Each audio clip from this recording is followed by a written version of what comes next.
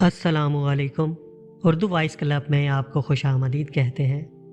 ماہ رمضان رحمتوں، برکتوں اور فضیلتوں والا مہینہ، اور اس ماہ کی عظمت کا اندازہ اس بات سے لگایا جا سکتا ہے کہ قرآن مقدس کا نزول اسی پاک مہینے میں ہوا۔ رمضان کا پہلا عشرہ رحمت، دوسرا عشرہ مغفرت اور تیسرا عشرہ جہنم کی آگ سے نجات کا ہے۔ جب رمضان المبارک کا چاند نظر آتا تو آپ صلی اللہ علیہ وسلم فرماتے تھے کہ یہ چاند خیر و برکت کا ہے، یہ چاند خیر و برکت کا ہے، میں اس ذات پر ایمان رکھتا ہوں جس نے تجھے پیدا فرمایا۔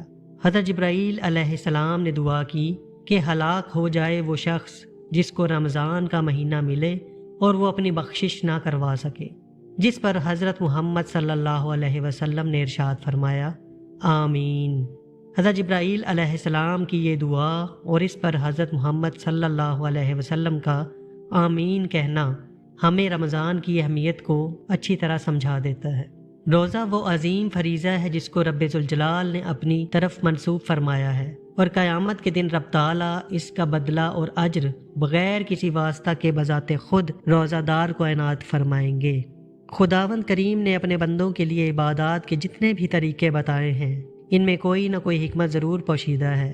نماز اللہ تعالیٰ کے وصال کا ذریعہ ہے، اس میں بندہ اپنے معبود حقیقی سے گفتگو کرتا ہے، اور اسی طرح روزہ بھی خدا تعالیٰ سے لو لگانے کا ایک اہم ذریعہ ہے۔ ایک حدیث مبارکہ میں ہے کہ رمضان شہر اللہ، رمضان اللہ تعالیٰ کا مہینہ ہے، جس سے پتہ چلتا ہے کہ اس مبارک مہینے سے رب ذوالجلال کا خصوصی تعلق ہے، جس کی وجہ سے یہ مبارک مہینہ دوسرے مہینوں سے ممتاز اور جدا ہے۔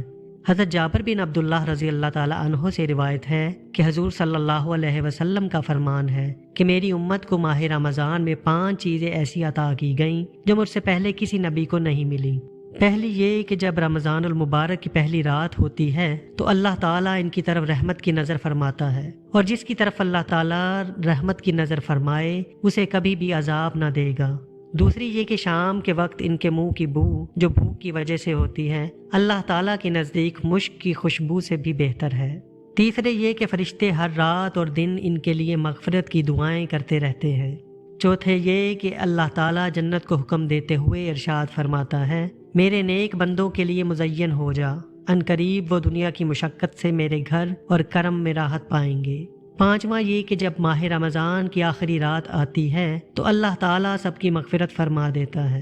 رمضان کے اس ماہ مبارک کی ان تمام فضیلتوں کو دیکھتے ہوئے مسلمانوں کو اس مہینہ میں عبادات کا خاص اہتمام کرنا چاہیے، اور کوئی لمحہ ضائع اور بیکار جانے نہیں دینا چاہیے۔ اس ماہ مبارک میں ایسے انداز میں عبادت کو فرض کے طور پر متعین فرما دیا گیا ہے کہ انسان اس عبادت کے ساتھ اپنی تمام ضروریات و حوائج میں بھی مصروف رہ سکتا ہے، اور عین اسی خاص طریقہ عبادت میں بھی مشغول ہو سکتا ہے۔ ایسی خاص طریقہ کی عبادت کو روزہ کہا جاتا ہے، جسے اس ماہ میں فرض فرما دیا گیا ہے۔ روزہ ایک عجیب عبادت ہے کہ انسان روزہ رکھ کر اپنے ہر کام کو انجام دے سکتا ہے۔ روزہ رکھ کر صنعت و حرفت، تجارت و زیارت، ہر کام بخوبی احسن کر سکتا ہے، اور پھر بڑی بات یہ ہے کہ ان کاموں میں مشغول ہونے کے وقت بھی روزہ کی عبادت روزہ دار سے بے تکلف خود بخود صادر ہوتی رہتی ہے، اور اس کو عبادت میں مشغولی کا برابر ثواب ملتا رہتا ہے۔ ویڈیو اچھی لگی ہو تو لائک، شیئر اور سبسکرائب ضرور کر دیجیے گا۔ اپنی دعاؤں میں یاد رکھیے گا۔ اللہ حافظ۔